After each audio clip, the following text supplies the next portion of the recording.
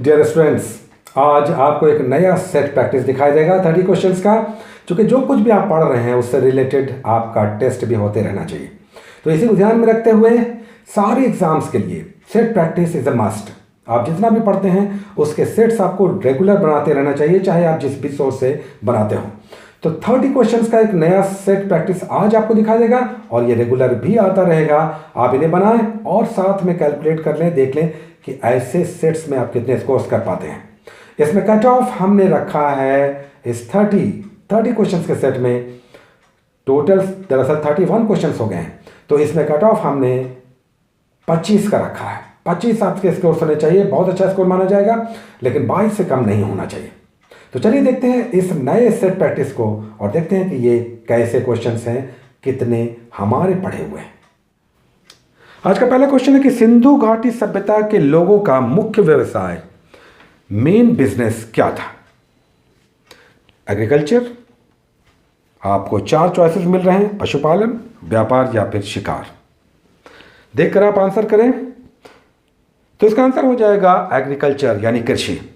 याद रखें, व्यापार तो इनका सुदूर होता था, बहुत लोकप्रिय व्यापार था, समृद्ध व्यापार था, लेकिन मेन बिजनेस इनका कृषि था। आज का दूसरा क्वेश्चन, ध्वनि के वेग पर किसका प्रभाव नहीं पड़ता? आप सोचकर टाइम लेकर जवाब दें। अगर टाइम लेना चाहते हैं पॉज कर लें। तो इसका आंसर हो जाएगा प्रेशर। दबाव का ध्वनि के वेग पर यानी वेलोसिटी ऑफ साउंड पर कोई असर नहीं पड़ता। आज का तीसरा क्वेश्चन, इंसुलिन में कौन सा मेटल पाया जाता है? सोचकर आप जवाब दें। इंसुलिन में, तो इसका आंसर हो जाएगा बी, जिंक पाया जाता है। आज का चौथा क्वेश्चन, भारत में मीठे पानी की सबसे बड़ी झील कौन सी है? मीठे पानी की, स्वीट वाटर। तो इसका आंसर हो जाएगा डी, कश्मीर का वुलर झील। याद रखें कि चिल्का झील खारे पानी की सबसे बड़ी झील है। आज का पांचवा क्वेश्चन, भारत की प्रस्तावना में कौन सा शब्द नहीं है? यानी संविधान की प्रस्तावना में कौन सा शब्द नहीं है? यहां पर भारत की प्रस्तावना लिखा हुआ है, आप इसे संविधान की प्रस्तावना पढ़ें। तो इसका आंसर हो जाएगा सी, सह अस्तित्व यानी को एग्जिस्टेंस। छठा क्वेश्चन, प्रकाश ऊर्जा किस विधि से रासायनिक ऊर्जा में बदल जाता है?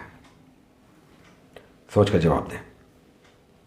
तो इसका आंसर हो जाएगा प्रकाश संश्लेषण यानी फोटोसिंथेसिस। आज का सातवां क्वेश्चन, राष्ट्रीय कृषि अनुसंधान संस्थान नेशनल एग्रीकल्चर रिसर्च इंस्टीट्यूट कहाँ है? तो इसका आंसर हो जाएगा सी, नई दिल्ली। आज का आठवां क्वेश्चन, कितने सालों से कम उम्र के बच्चों को कारखाने में काम पर रोक है, यानी काम पर उन्हें नहीं लगाया जा सकता? कितने साल से कम उम्र के बच्चों में? तो इसका आंसर हो जाएगा डी, 14 साल से कम उम्र के बच्चों को नहीं लगाया जा सकता खतरनाक इंडस्ट्रीज में। नवां प्रश्न, माइक्रो प्रोसेसर का प्रयोग किस पीढ़ी के कंप्यूटर में हुआ है? यानी किस जनरेशन के कंप्यूटर में? तो इसका आंसर हो जाएगा जनरेशन। आज का 10वां क्वेश्चन, मगध का वह राजा जो अमित्रघात यानी शत्रुओं का नाश करने वाला कहलाता था, कौन था ये राजा? सोचकर जवाब दें आप। तो इसका आंसर हो जाएगा बिंदुसार। आज का 11वां क्वेश्चन, सुभद्रांगी किसकी मां थी? तो इसका आंसर हो जाएगा अशोक। आज का 12वां क्वेश्चन, निम्नलिखित में से किस तत्व की विद्युत ऋणात्मकता इलेक्ट्रोनेगेटिविटी सबसे अधिक होती है? तो इसका आंसर हो जाएगा फ्लोरीन। आज का 12वां क्वेश्चन, माइकोलॉजी में हम किसका अध्ययन करते हैं? माइकोलॉजी। सोचकर जवाब दें। तो इसका आंसर हो जाएगा ए, कवक यानी फंगस। याद रखें, फाइकोलॉजी में शैवाल का अध्ययन करते हैं। यहां पर क्वेश्चन 12 नंबर 2 आ गया है, यह ध्यान रखें, यानी कुल क्वेश्चन अब 31 हो जाएंगे। आज का 13वां क्वेश्चन, निम्नलिखित में से कौन सुमेलित नहीं है यानी मैच्ड नहीं है, मिसमैच्ड है? देखकर आप जवाब दें। तो इसका आंसर हो जाएगा ग्रेट डिवाइडिंग रेंज ए, जो ऑस्ट्रेलिया में है। आज का 14वां क्वेश्चन, स्वतंत्र भारत के पहले मंत्रिमंडल में विदेश मंत्री कौन थे? Foreign minister. इसका आंसर हो जाएगा कोई जवाहरलाल नेहरू। 15वां क्वेश्चन, सिकंदर ने भारत में अपने प्रिय घोड़े के नाम पर किस शहर की स्थापना की थी? उस शहर का नाम बताना है। तो इसका आंसर हो जाएगा बुकेफाल, या इसे बुकफाला भी कहते हैं। तो बुकेफाल या बुकफाला, ये बी इसका आंसर हो जाएगा। 16वां क्वेश्चन, प्राचीन शहर हम्पी किसकी राजधानी थी? ये बीपीएससी में पिछले साल आ चुका है 63वीं में। तो इसका आंसर हो जाएगा विजयनगर। विजयनगर की राजधानी हम्पी थी, कर्नाटक में है। आज का 17वां क्वेश्चन, बेन गुरियन एयरपोर्ट कहाँ स्थित है? सोच के जवाब दें, इंपॉर्टेंट एयरपोर्ट्स आपको जानने चाहिए। तो इसका आंसर हो जाएगा इजराइल की राजधानी तेल अवीव, यानी बी। 18वां क्वेश्चन, नींबू में लेमन में कौन सा एसिड पाया जाता है? टाइम ले सकते हैं। तो इसका आंसर हो जाएगा डी, साइट्रिक एसिड। आज का 19वां क्वेश्चन, पास्कल किसकी इकाई है, यूनिट है? बहुत बार एग्जाम में आ चुका है। तो इसका आंसर हो जाएगा ए, प्रेशर यानी दाब। 20वां क्वेश्चन, भारत में रबर का सबसे बड़ा उत्पादक राज्य कौन सा है? रबर। तो इसका आंसर हो जाएगा सी, केरल।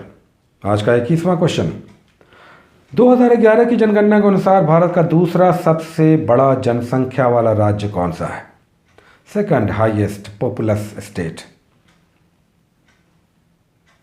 तो इसका आंसर होगा सी, महाराष्ट्र।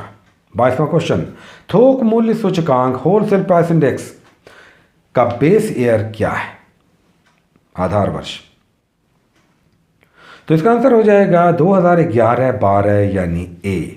नेक्स्ट क्वेश्चन, जैव विविधता यानी बायोडाइवर्सिटी सबसे अधिक कहां पाई जाती है? 4 चॉइसेस यहां पे दिए हुए हैं, आपको चुनकर सही आंसर करना है। तो इसका आंसर हो जाएगा सी, उष्णकटिबंधीय यानी ट्रॉपिकल रीजन्स में। आज का 24वां क्वेश्चन, मूल अधिकार संविधान के किस भाग में वर्णित है? मूल अधिकार, फंडामेंटल राइट, किस पार्ट में ऑफ द कॉन्स्टिट्यूशन है? तो इसका आंसर हो जाएगा सी, भाग 3। 26वां क्वेश्चन, सिंदूर का रासायनिक नाम क्या है? सिंदूर। इसका आंसर होगा सी, मर्क्यूरिक सल्फाइड। 27वां क्वेश्चन, राजराज मंदिर कहां स्थित है? तो इसका आंसर हो जाएगा तंजौर। तंजौर तमिलनाडु में राजराज चोलों की राजधानी भी ये रह चुकी है। आज का 28वां क्वेश्चन, उल्टा झंडा किसका प्रतीक है, सिंबल है? उल्टा झंडा। तो इसका आंसर हो जाएगा डी, संकट, डिफिकल्टी का। आज का 29वां क्वेश्चन, मध्यकालीन इतिहास की महत्वपूर्ण पुस्तक रेहला किसकी रचना है? 4 नाम है, इसमें से एक नाम आपको बताना है। तो इसका आंसर हो जाएगा सी, इब्न बतूता। याद रखेंगे कि मोहम्मद बिन तुगलक ने इब्न बतूता को दिल्ली का काजी भी नियुक्त किया था। और आज का अंतिम क्वेश्चन, यूरिया में कितने प्रतिशत नाइट्रोजन पाया जाता है? इसका आंसर हो जाएगा 46%। तो आज का ये सेट प्रैक्टिस यहीं पर रुकेगा। उम्मीद है कि आपने इसे एंजॉय किया होगा और मैक्सिमम क्वेश्चंस को बनाया होगा। क्वेश्चन टफ भी होते जाएंगे धीरे धीरे, क्योंकि आप जो पढ़ रहे हैं उसका सही टेस्ट प्रैक्टिस से ही होगा। एक नया सेट जल्द आएगा, तब तक अपना ध्यान रखें, पढ़ते रहें, सेट बनाते रहें, ऑब्जेक्टिव्स बनाते रहें, अपनी तैयारी को कंसोलिडेट करते रहें, ऐसा कि एग्जाम में हम क्वेश्चंस छोड़ नहीं पाए। Take care.